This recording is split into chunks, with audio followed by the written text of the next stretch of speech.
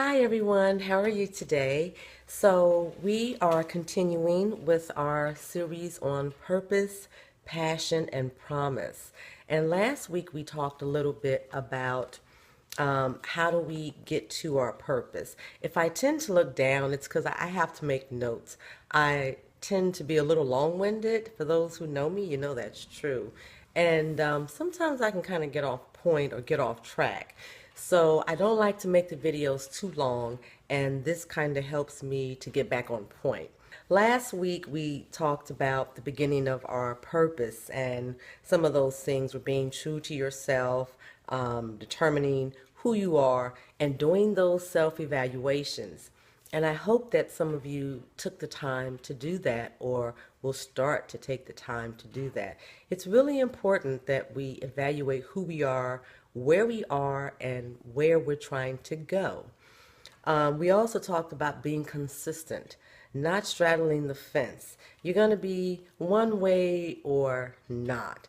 And you can be diverse in who you are, quite naturally. But when you're trying to gain some stability, some spiritual stability, and some self-worth and value and purpose, then you want to be consistent in your actions and your thoughts, the things that you do. But today we're going to talk about why growth is such a big deal, how to start the process, and how do you know if you've grown. Well, why growth is such a big deal? Well, um, growth enhances a lot of different things with us: maturity, understanding, and the biggest thing is growth stretches our ability to receive more. And you can't receive the things that you're asking for, wishing for, or seeking if you're not willing to move from where you are. You can't stand still, in other words. When you're standing still, most of the time you're probably not growing. It's just like if you're standing still, obviously you're not walking. So it's the same thing. In order to grow, we have to do something. We have to start the process by cultivating certain behaviors, certain attitudes. Don't reinvent the wheel, I always say. A lot of successful people, a lot of spiritually satisfied people have followed the path of others. I read books by Wayne Dyer. I love, and even though she has passed on, Maya Angelou, I have just about all of her books. These are just a few people who've inspired me. I really am a big fan of Oprah Winfrey. A lot of people have negative things to say about her, but don't people always have negative things to say about someone who's doing positive things? Sure they do. But I try to emulate and model people who are successful, people who have grown, people who are at peace. So, when we grow, we stretch our ability to receive more.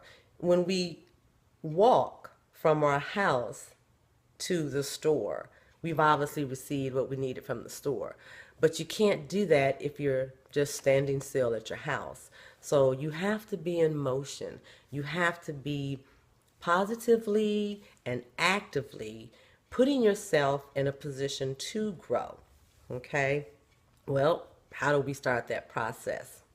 Again, self-evaluation. Everything is always going to come back to that.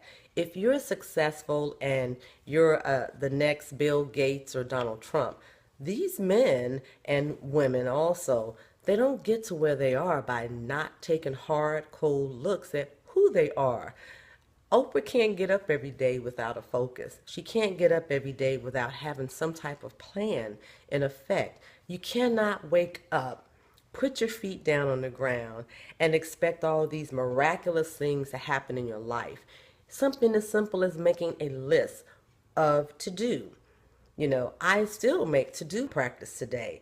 It helps me stay on point. It helps me to be focused on what I should be doing and not what I want to be doing. Because we cannot do what we want to do until we do what we have to do. And that is so important. I've preached this to my children. I still say it to myself, and I encourage my husband that way sometimes as well. You can't do what you want to do until you've done what you have to do. So we have to self-evaluate to make these decisions. Make a list. Make a list of the things that you want to change, that you want to change about yourself. You have to wake up with a purpose. You don't just wake up humdrum, let me get dressed, brush my teeth, do my hair so I can go to this job and, beat the clock again. That's just not living a life of purpose. That's not being on point. That's not satisfying the things inside of you, the things that you internalize and the things that you envision. That's just going through the motions. But if you wake up and you have a list of things that you really want to do, maybe you want to start a business, but you're already working someplace else. That's fine. It doesn't mean you can't still work on things for the business. Every day, do something that will put you closer to that business. Maybe it's ordering a catalog or a book about that business. Order the book. Maybe it's getting a piece of equipment for that business. Order the piece of equipment. You have to do things consciously every single day towards your growth and your goals.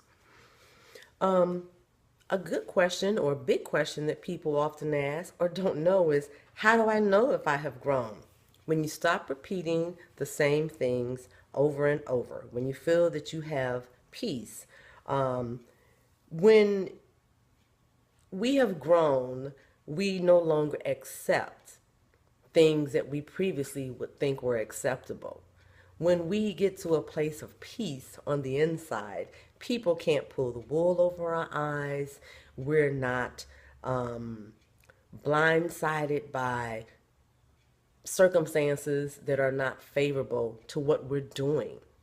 You're not going to go hanging out with your friends till 4 o'clock in the morning when you know you have a crucial meeting the next day that's going to affect your livelihood, that's going to put money in your pocket or take money out. Responsible people, people with purpose, people on point don't do things like that. You can't sit back and observe other people's lives, other people's circumstances, especially negatively, which is what a lot of people do. They sit back and they look at other people. They look at successful people. They look at people that have things going on, and they mumble and they talk negatively into your life. They talk negatively about what you're doing. And the thing is that they have the ability to do the same thing. They choose not to. Everything we do is about choice. Do not be angry at me because I make choices to succeed. And you have made the choice and the decision to sit back and chitter chatter about what everyone else is doing, what you don't have, what you wish you had, instead of getting your thoughts together, getting your spirit together, getting on point, and handling your business. Then you will find peace. I have more peace today than I'm sure that I had 20 years ago, or even 5 years ago perhaps. But it didn't come about because I was sitting back, woulda, coulda, woulda. It came about because I took the necessary steps to empower myself, to empower my children, to empower my husband. So you know that you've grown, and I am going to read this. When you stop repeating bad habits, when you feel peace over circumstances that were previously causing you strife. This is how we know that we have come to a place of growth. We no longer want to do the things that we used to do. Because they're not satisfying to us, because they don't enhance us.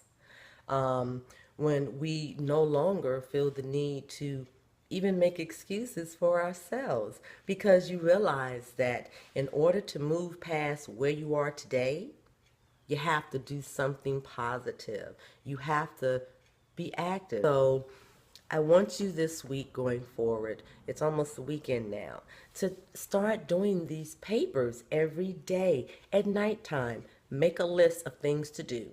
Tomorrow, what's my things to do? I need to and make them in order of their importance. You need to get to work on time. Okay, that's really important. Secondly, perhaps you need to order a catalog. Perhaps you need to have a salad for lunch. Whatever it is that you feel you're working towards and you want to improve in your life, make a list and be consistent and stick to that list. At the end of your week or even at the end of your day, evaluate your progress. How did I do today? Did I eat that salad for lunch or did I go and get a Big Mac?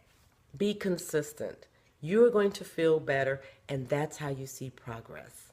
Thanks, guys, for tuning in. Have an awesome day, and we'll talk with you later.